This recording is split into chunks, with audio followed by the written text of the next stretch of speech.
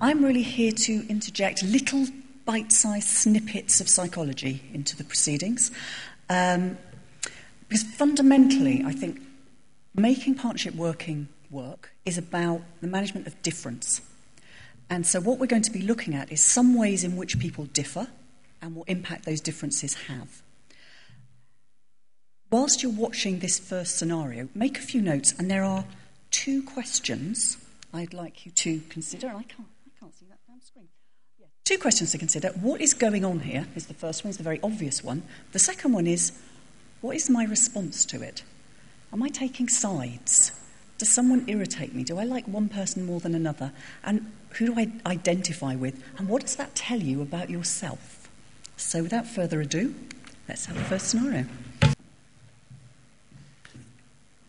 I'm from a small arts organisation. I'm from a large, publicly funded company. I'm so thrilled about this project. It's going to be so exciting. You know, I'm so grateful that the group are going to be able to show their work in your building. I think it's going to be fantastic. We're delighted to have you here. It's really brilliant. It's great. We're going to have people through the door we don't usually get through the door, and we're just glad that we can do something for you. It's terrific. Really excited about it. Okay? See you next week. See you next week. We'll see you next week. Lovely. Hi, Mary. Yeah, no, it went really, really well. We have got to change the date a bit. We're going to bring it forward a week. Is that a problem? Oh, thank you. I knew it wouldn't be. You're fantastic. Now, the other thing is we've got a very, very short get-in time to install. I'm not sure I'm going to be able to do it on my own. Oh, would you? Oh, that's fantastic. Oh, and has Bill still got that van? Oh, that'd be brilliant. So you'll both come. Is he back from university? You'll bring him as well. That's fantastic. Oh, I can't wait. It's going to be really brilliant. I'm just so excited about having the opportunity to show the group's work in this setting. It's going to be fantastic. Okay, talk to you later. Bye. Is that Tom? Sorry, yes, Mr. Morris. Hello. It's Peter Clifford. Yeah, it's John. Is Professor Gladwell there, please? Well, I just wanted to talk to him about the project that we've got coming in. Community exhibition. Yeah, it's all go, and they're coming in next week. No, well, I thought Professor Gladwell was going to tell you. Right. Yeah, well, no, the risk assessment is on the computer. No, they sent it. No, they didn't use our form. Right, yes, okay. Look, Professor Gladwell was keen. They need that as well. Okay. Can they not come in before they've... Okay, Mr. Morris, okay, yes. Yes, and I will go through you in the future, yes. Okay, I'll tell them, thank you. Hi. Hi, Anna, yes. It's great to see you. Yes, great. We've got everything ready to come in. Lovely. I've got quite a team with me, actually, because we should be able to get it done really quickly, and it'll be up in no time. It won't be interrupting. Just a couple of things that we need to sort out first. Sure. The insurance certificate you sent was fine. Oh, great. Just needs a covering letter. Covering letter? Yep, so if you could just do that would be terrific. Just a couple of other things. The risk assessment form, I'm afraid what you sent wasn't long enough, and it was on the wrong form. We need that on our form. It's all right for you. We also need a sustainability audit, and if you could include the use of energy, power and light. But we're not plugging anything in. We're not using any power. No, we still need to fill in the form. What, even if it just fills in saying yes, no? Yes, exactly. There's just a couple more things. There's an equalities monitoring form, so we need to check out any obstacles to access for any groups, and is the exhibition compliant with DDA? Well, yes, I'm sure it is. Also, we'll need to have someone present at all times for security, a designated person. If you could give me a name of that person, that would be terrific. We haven't really budgeted for that, to be honest. Obviously, we'll need to know who they are and a background check on them. But and you of course, have security in the building, don't you?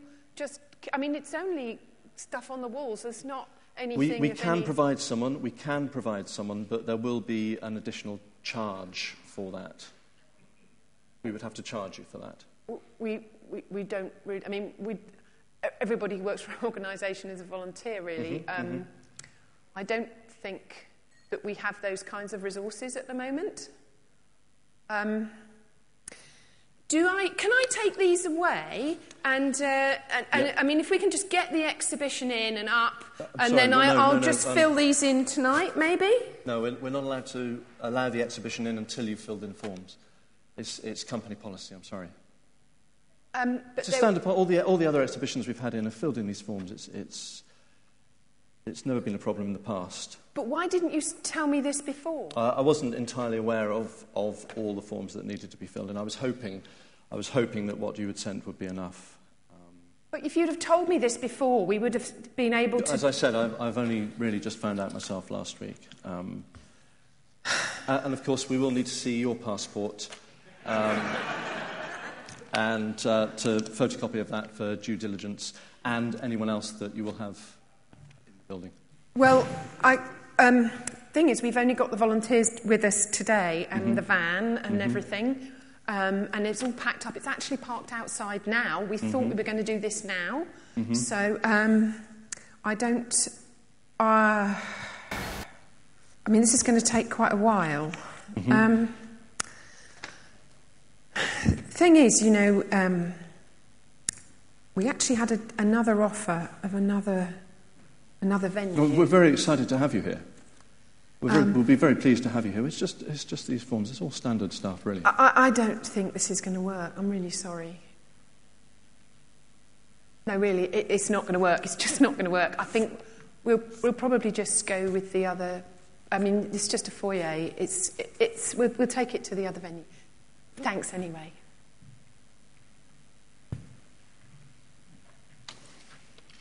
So, just a quick show of hands. How many of you found yourself taking sides? And of those of you taking sides, who took Peter's side? And everyone else took Anna's side, I take it? And those of you who didn't take sides at all, wanted to just bang their heads together, or...? Before we get you to discuss it, I'm just going to put up some of the ways in which people differ, and what I want you to then do is to look at which differences we're actually playing out here. So, cultural norms of behaviour. Obviously that's globally. This would look very different if we were holding it in Saudi Arabia, but there's also organisational norms of behaviour.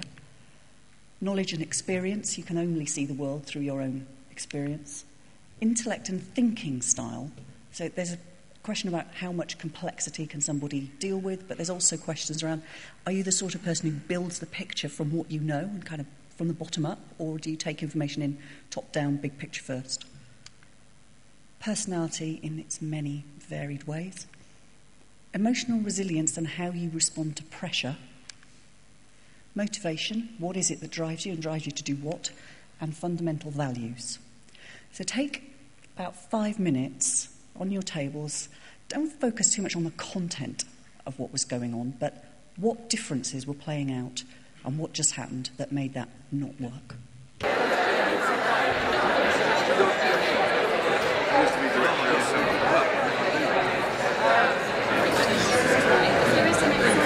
What kind of differences do you think are playing out here? I think the major difference is that they come from different fields. Yeah. They didn't understand the parameters within each world that they were sort of working in, so they didn't communicate their needs. They assumed the other side would know what they need. Yeah. Huge cultural differences in the organisation. It's a very structured, bureaucratic, hierarchical, formal organisation, and a very informal, nimble, do everything on the back of a fag packet type of organisation. They had a honeymoon phase. They had a honeymoon phase because they got on and they were both excited about it, and they minimised the differences between them and assumed that there would be a lot of similarity. Yeah.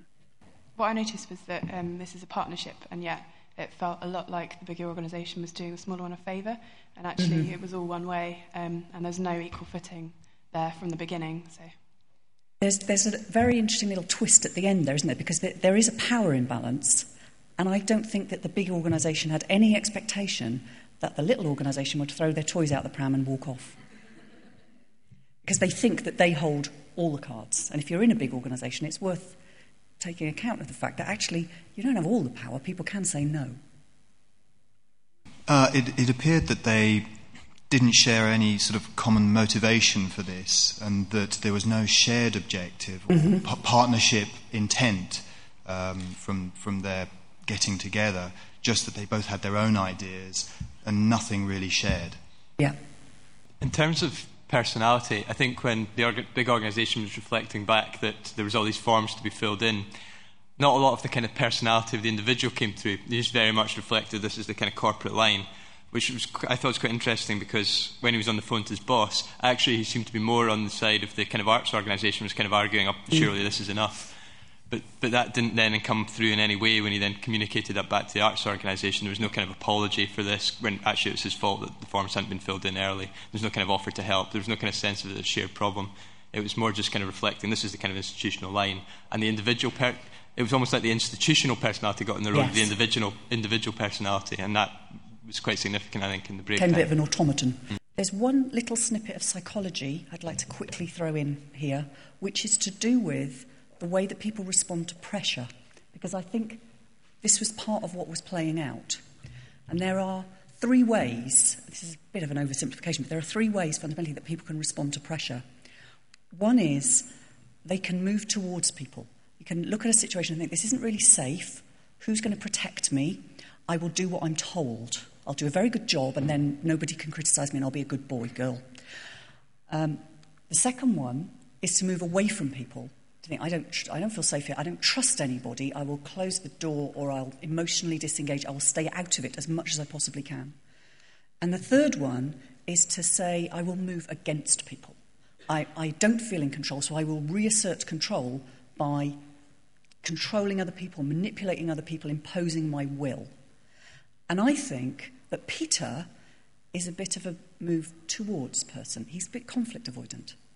You know, he didn't stand up to people in his organisation, and I'm wondering as well whether some of the fact that he didn't ring Anna and say, look, actually you're going to need these forms and everything, he's like, well, I won't make a fuss, and then she won't shout at me, and it'll all just sort of work out. And then he hid behind his organisational persona, whereas Anna kind of threw her toys out the pram in the end. That bit of, under pressure, one of the ways of reasserting control is to have a little hissy fit, and then all of the attention is back on you. So I think that's another difference between them.